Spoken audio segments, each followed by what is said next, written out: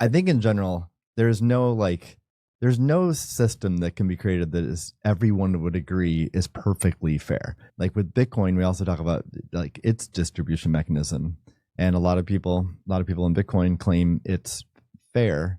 I do think it's relatively fair. Do I think it's perfectly fair? No, because like people who were on the cypherpunk mailing list who discovered this first had an advantage over the rest of the world, let alone people who weren't born yet.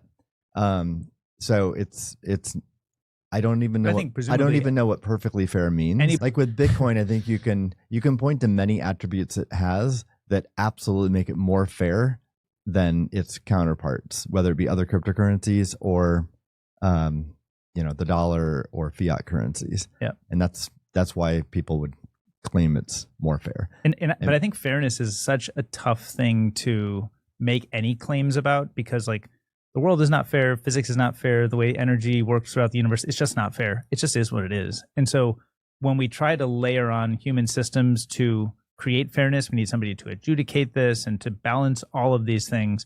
And just any given person is just not going to be able to do that for everybody. Because I don't think fair exists. I think it just unfortunately doesn't. So I think what you want is to try to be as neutral as possible and kind of equal access as possible. And we can't do that for people who are going to be born in the future.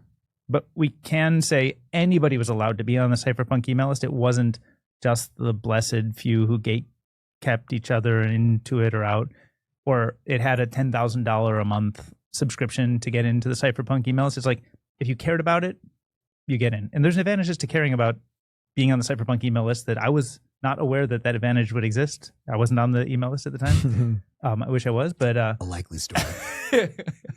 Just what Satoshi would want us to think. But yeah, I think the whole concept is kind of the whole concept of fairness is a flawed one. So I think you have to look at like how neutral is the distribution, and that's the only thing you can really go off of.